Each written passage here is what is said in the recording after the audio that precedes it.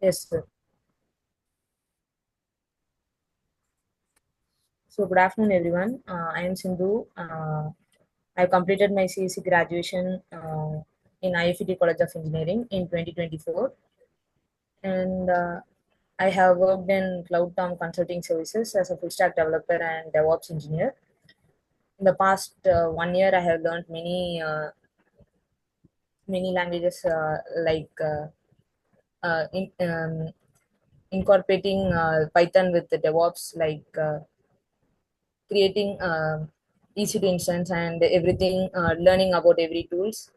And So when you say I have, full stack developer, right? I mean, yes, sir. what, which language you are strong? Is it Java or Python? Yes, sir. I am strong in Python because I have worked with the DevOps as well. So this was my first language which I read in school as well as in college. So I'm strong in Python. So and in full stack development, I also use HTML, CSS, React JS, Node.js to construct the app, which is nothing but a voting app. It is simple, but we used many things in the back end as well, like Postgres, and also use Docker to container the app, and also Containerized. push Containerized. images Okay. containers. Yes, sir. And also used Docker to push the image, and worked with the DevOps tools like Terraform, GitLab, and many tools by automating everything, CI/CD pipelines. So I'm going in a flow, and I will continue to do that. Sure, Sindhu. Okay. Thank you. Others, any questions you have? No, at this point of time. Okay. Sure. Shweta, can you just start your introduction? Yeah. Hi everyone, I'm Shweta, a 2024 engineering graduate from the computer science and engineering stream. After I completed my graduation, I just started to learn about the DevOps course and DevOps with full stack development projects under the guidance of Sir.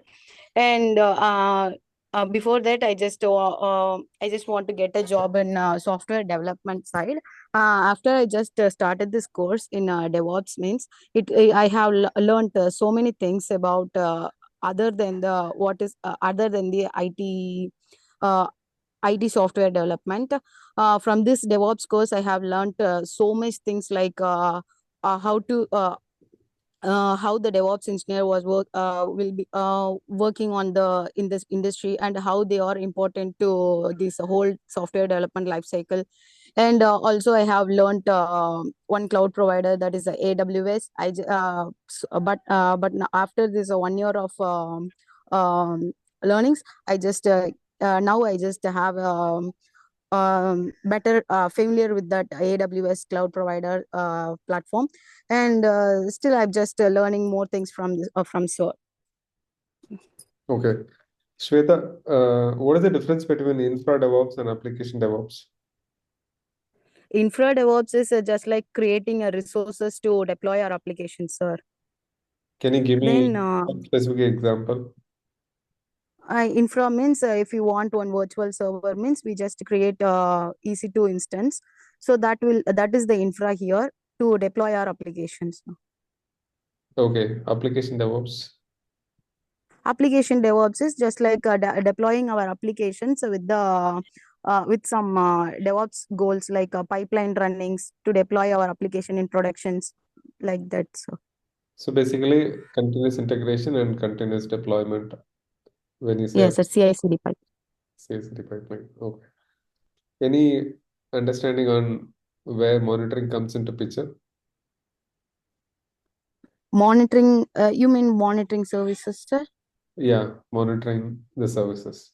Say, for example, you're deploying an CloudWatch. application, Okay, okay. deploying web-based application or e-commerce application. You are supposed Okay, to sir. continuously monitor and check what is the system, how the system is behaving, how many number Yeah. of users are logged into the system, how many numbers are buying, what is the total order today, something like that, right? I mean, you should continuously Yeah. monitor your application. So, what are the tools used for this? I mean, how do you monitor your application? So I already using the CloudWatch service, sir. This is for versatile for monitoring like CPU utilization, memory utilization. By using that monitoring service, I just monitor all my applications which is deployed in the infra, sir. That's how I monitored all those things, sir. Sure. Okay. Others, any questions? No, at this point of time. Thanks, Shweta, for your introduction. Yeah, thank you. Okay. Thanks, Shweta. Zafira? Yes, sir. Hi, sir. I am Zafira. I completed my bachelor degree at IFET College of Engineering in the year of 2024. I worked as a full stack developer and DevOps engineer at CloudTom. Over these past years, I gained experience in building and deploying the scalable web applications and managing the CI/CD pipelines from the Shankar sirs, and also working with cloud platforms like AWS. On on the other development side, I have skills in front-end development, HTML, CSS, JavaScript, like that. On the DevOps side, I have worked with Docker and some automations tools to streamline the deployment and improve some efficiency. I enjoyed solving the technical challenges and collaborating with the teams and continuous learning with new technologies. Uh, Thank you. Sure. Can you tell me what is the architecture pattern that we should use when we consider cloud? Any particular uh, model that we can think about for the application which is running in cloud? Can you repeat the question, sir? What is the architecture that you can think of? See, there are some architecture patterns or uh, architecture way to build an application, deploy an application, or operate an application in cloud. So, what are Yes, sir. have you heard about highly available, highly scalable, fault-tolerant architecture? Yes, sir. First, we need to build application, and then we can test like that. We are asking the architecture, like, sir. No, no, no. So Building when you talk about cloud, the reason why we go to Yes, cloud sir. is the cost, right? Yes, sir. Because you can scale up and scale down based on your need. That is called highly Yes, scalable. sir. However, Okay. in order to maintain, there is a failover. We should have two availability zone deployment, highly available architecture. That means deploy the application in two different availability zone, AC1, AC2, like that.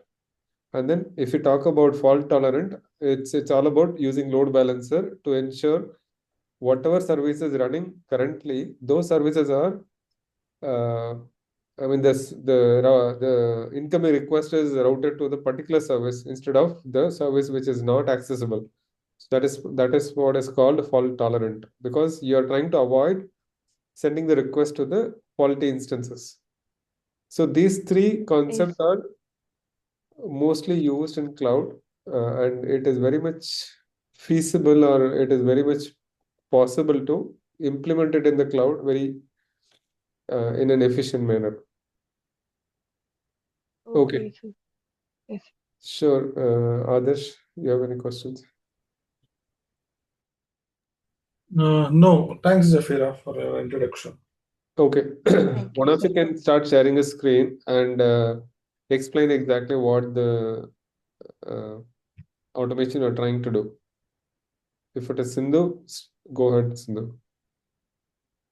Start sharing a screen, start explaining things, where you're stuck, what you have done so far.